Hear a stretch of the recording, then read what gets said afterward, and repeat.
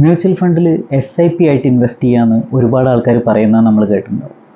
SIP എന്ന് പറഞ്ഞു കഴിഞ്ഞാൽ സിസ്റ്റമാറ്റിക് ഇൻവെസ്റ്റ്മെൻറ്റ് പ്ലാൻ. അതായത് നമ്മൾ പറയുന്ന ഒരു എമൗണ്ട്, ഒരു നിശ്ചിത എമൗണ്ട് മാസം നമ്മളെ അക്കൗണ്ടിൽ നിന്ന് ഓട്ടോമാറ്റിക്കായിട്ട് മ്യൂച്വൽ ഫണ്ട് കമ്പനിയിലേക്ക് പോകുന്ന സിസ്റ്റത്തിനെയാണ് SIP എന്ന് പറയുന്നത്. ഇതിൻ്റെ ഓപ്പോസിറ്റ് ഒരു സിസ്റ്റം ഉണ്ട്, SWP, അതായത് systematic withdrawal plan.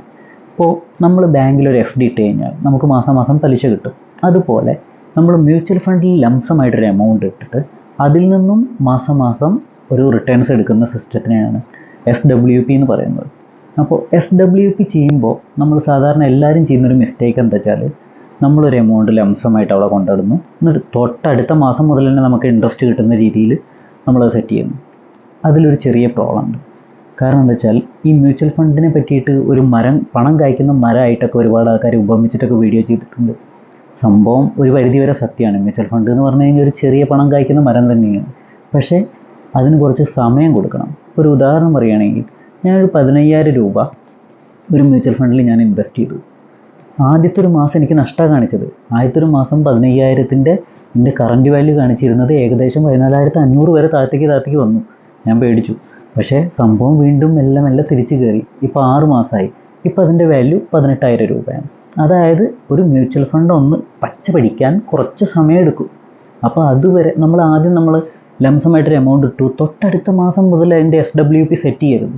SWP set ചെയ്യുമ്പോൾ ഒന്നെങ്കിൽ ക്വാർട്ടർലി അല്ലെങ്കിൽ ഹാഫ് ഇയർലി ആയിട്ട് സെറ്റ് ചെയ്യുക. അപ്പോഴാണ് മ്യൂച്വൽ ഫണ്ടിനൊന്ന് വളരാനുള്ളൊരു അവസരം കിട്ടുള്ളൂ. അതുമാത്രമല്ല, ഇതിൽ നമ്മൾ എപ്പോഴും SWP സെറ്റ് ചെയ്യുമ്പോൾ നമ്മൾ ലംസമായിട്ട് ഇടുന്ന എമൗണ്ട്, ആ എമൗണ്ടും വളരണം, പ്ലസ് നമുക്കൊരു റിട്ടേൺസ് കിട്ടണം. ആ രീതിയിൽ സെറ്റ് ചെയ്യണം.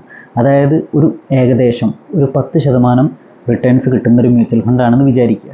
ഇപ്പോൾ ഇന്ത്യയിലുള്ള പല മ്യൂച്വൽ ഫണ്ടുകളും 40% വരെ റിട്ടേൺസ് കൊടുത്ത മ്യൂച്വൽ ഫണ്ടുകളുണ്ട്. അപ്പോൾ അതല്ല, നമ്മളിപ്പോൾ ഏകദേശം ഒരു മിനിമം ഇതായിട്ട് പെർഫോം ചെയ്യുന്നൊരു മ്യൂച്വൽ ഫണ്ടാണെന്ന് വിചാരിച്ചു. ഒരു 10% നമ്മളൊരു ഏകദേശം ഒരു എക്സാമ്പിളായിട്ട് എടുക്കുക. 10% മ്യൂച്വൽ റിട്ടേൺസ് തരുന്നൊരു മ്യൂച്വൽ ഫണ്ടിൽ നിന്ന് നമ്മൾ SWP ആയി വിഡ്രോ ചെയ്യുമ്പോൾ ഒരിക്കലും 10% എടുക്കരുത്. ഒരു 5% അല്ലെങ്കിൽ 6% റിട്ടേൺ എടുക്കുക.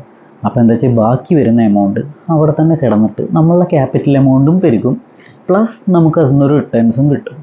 ആ രീതിയിൽ വേണം SWP സെറ്റ് ചെയ്യാൻ. ഈ ഒരു വീഡിയോ നിങ്ങൾക്ക് ഉപകാരപ്രദമായി എന്ന് ഞാൻ വിചാരിക്കുന്നു. നിങ്ങൾക്ക് ഇഷ്ടപ്പെട്ടെങ്കിൽ ഒരു ലൈക്കും ഒരു സബ്സ്ക്രൈബും ചെയ്യുക. Thank you for watching. Thank you.